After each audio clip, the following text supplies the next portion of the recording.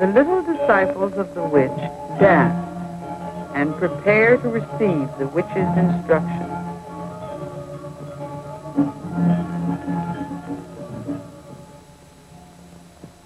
This is the witch in her full supernatural paraphernalia: hairy legs, pendulous breasts, long fingernails, but without the mask that will turn her into a supernatural figure.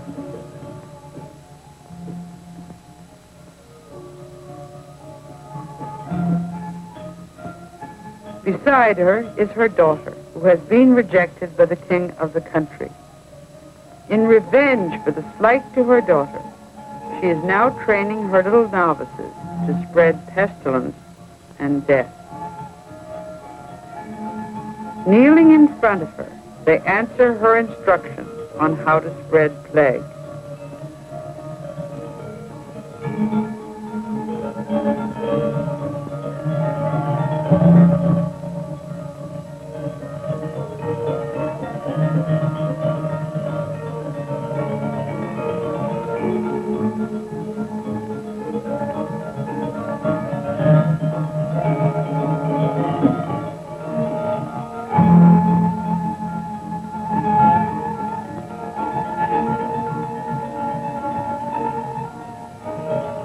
They go off, and the next scene shows a pregnant woman among a group of people who have fled their plague-stricken village to wander the road. This is a birth scene where the pregnant woman, played by a man, gives birth to a child while witches lurk about to steal the newborn child.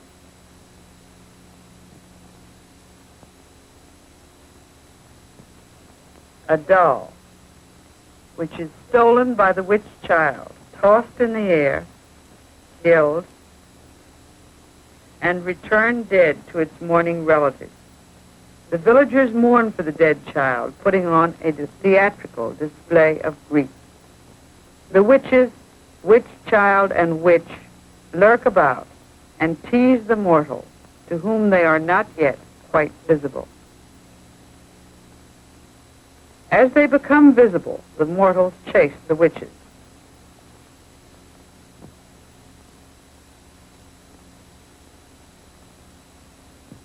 The witch child is caught and held by the hair, a demeaning gesture.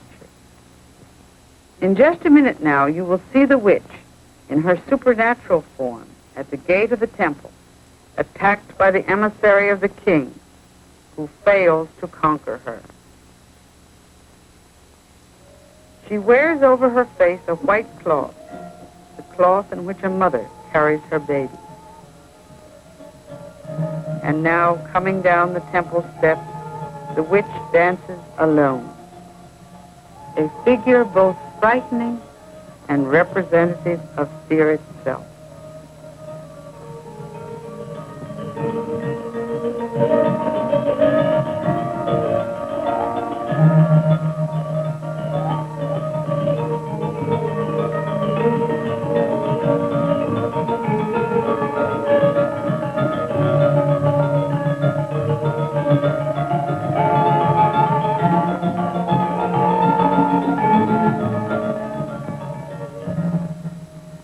She bends back and gives a high, eerie laugh. These are the frightening witches into which the beautiful little girls of the ballet have been transformed.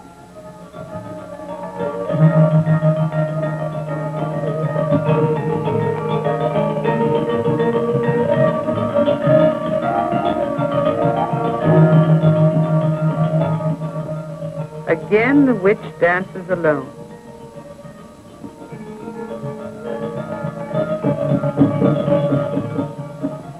And here is the dragon, arrived to confront her. As she represents death, he represents life. And they have a long altercation in ancient ecclesiastical Javanese, while she holds him by his beard and scolds him.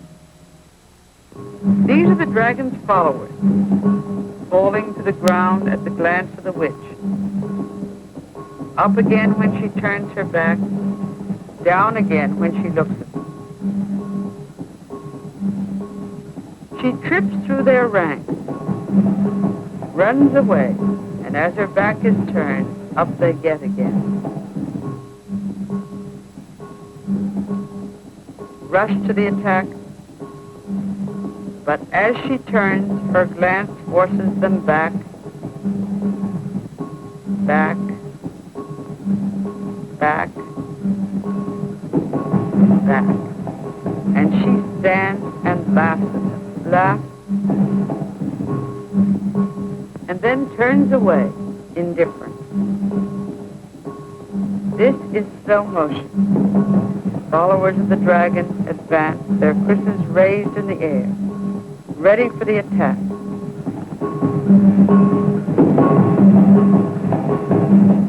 But falling down again before her glance. Normal speed, and the witch dances again, and then 2 by 2, they run up and attack her. She doesn't resist. She is as limp as a rag doll, but overcome by her power, they fall.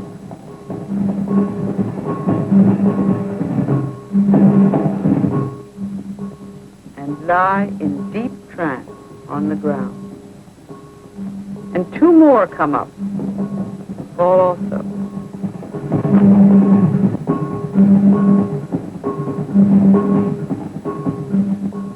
Members of the Trance Club come and arrange them on the ground, while another pair attacks the witch.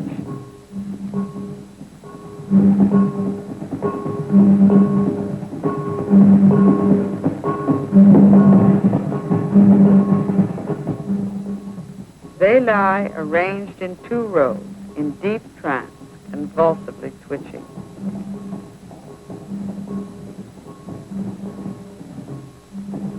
And the dragon comes back to revive them, walking between the rows, followed by his priest, who sprinkles the holy water over them. Revived, they go off stage, not out of trance, but in a somnambulistic state, in which they come back in, dancing. The witch, meanwhile, has fallen into a deep trance and been carried away. The dance in slow motion.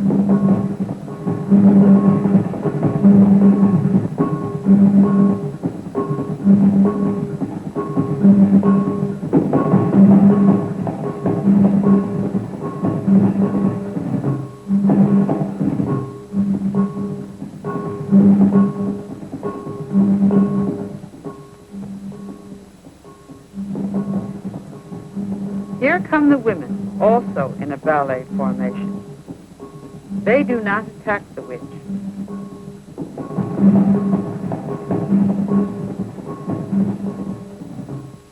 But at a scream given by one of their number, they suddenly go into trance seizures, and with loosened hair, turn the krises against their breasts, falling forward on the krises that are held in their taut arms. This one is struggling as they attempt to disarm her.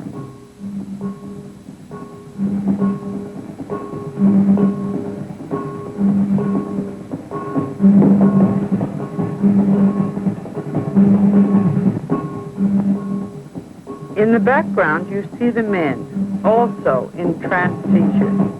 And here, in slow motion, you see the women.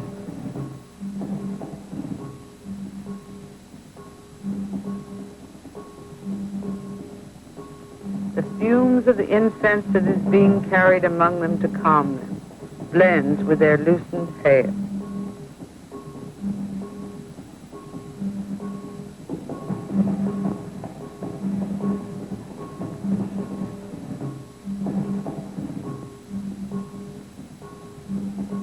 This old woman had said that she would not go into trance, but when the others began to turn their krises against themselves, she joined them.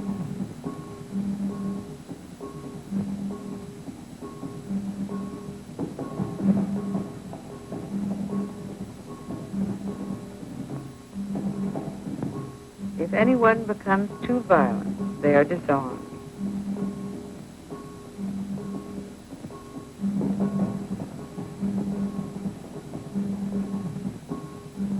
There are frequent periods like this of slow turning and waiting. Then someone gives a violent scream, and they again turn their krises on themselves. The priest of the dragon moves among them, sprinkling holy water. Now, at normal speed, you see the men bending their krises back against themselves, and, unlike the women, often falling to the ground. See how that kris is bent? No one is hurt. If anyone is hurt, the people say the trance is not real.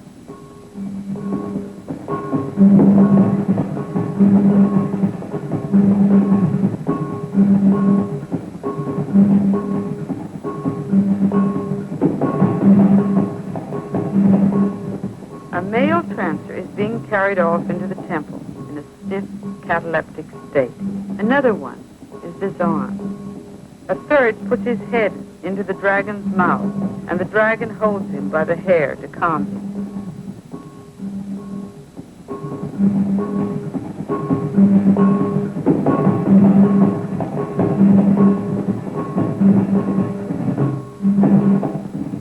Another falls to the ground in a particularly violent seizure.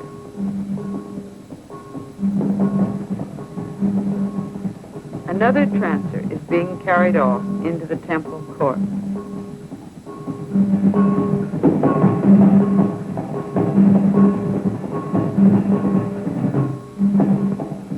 And another.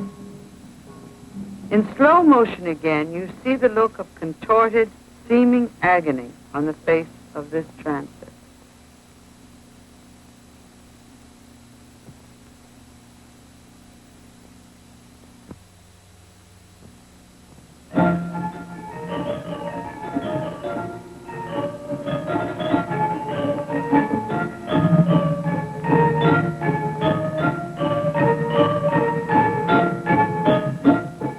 Inside the temple courtyard, the people arrange the trancers in groups to be brought out of trance. Here a group of boy kris dancers, lying along a wall in deep shadow, are given incense and holy water.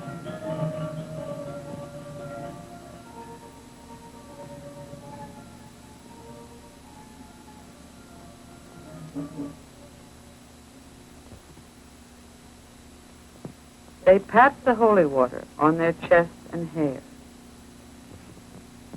This is the old woman who said she wouldn't go into trance today, lying now in deep trance, supported by her husband. And another woman is being brought back to herself by having her hair done up. This one is still in deep trance, and children with anxious faces watch from the background.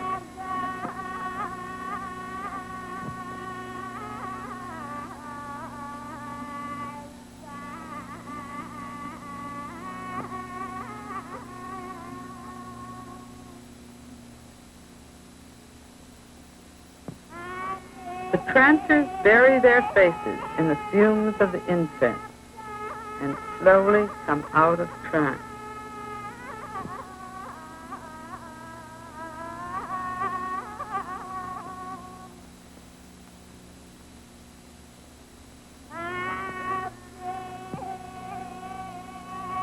Here is the old woman again, unwilling to come back to herself, remembering her dances.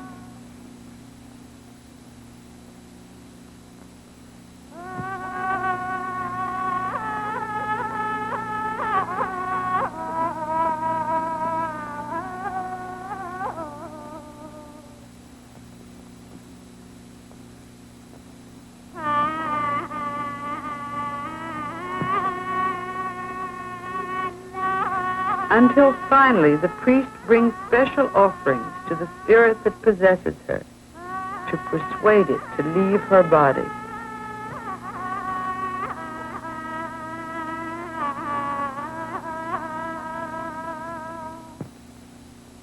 The priest lays his offering of flowers and rice on the ground.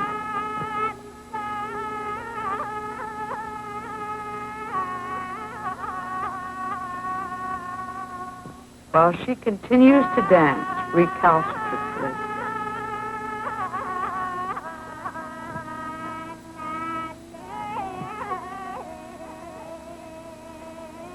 At last, she holds out her hands for the holy water as a sign that she is willing to come out of trance.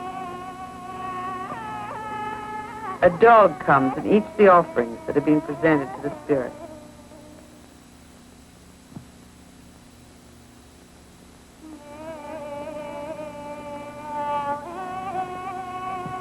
The old woman rises, still half dazed, and walks over to where the closing ceremony is to be held.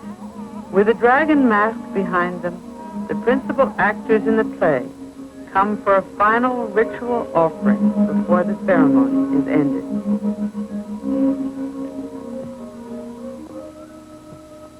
A chicken is brought, which is to be offered by the priest of the dragon.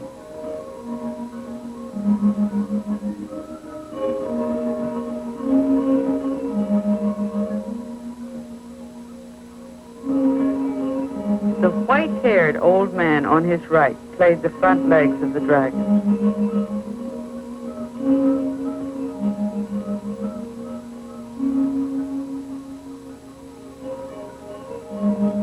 The chicken is offered.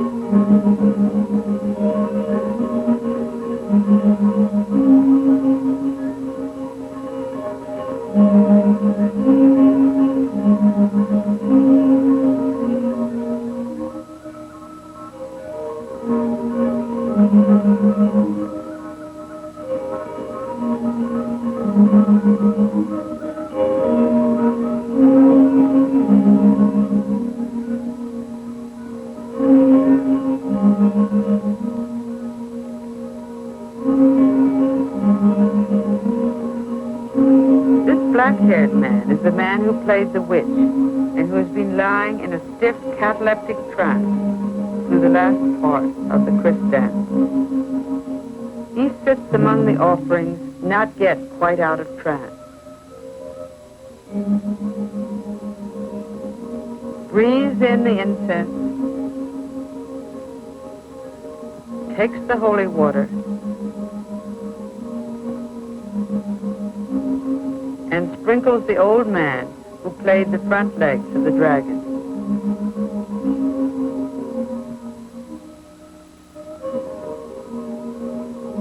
The ritual is finished.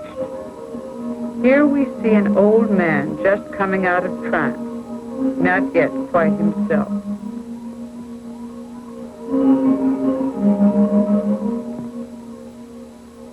The play is over, but it will be given again and again as the Balinese reenact the struggle between fear and death on the one hand and life-protecting ritual on the other.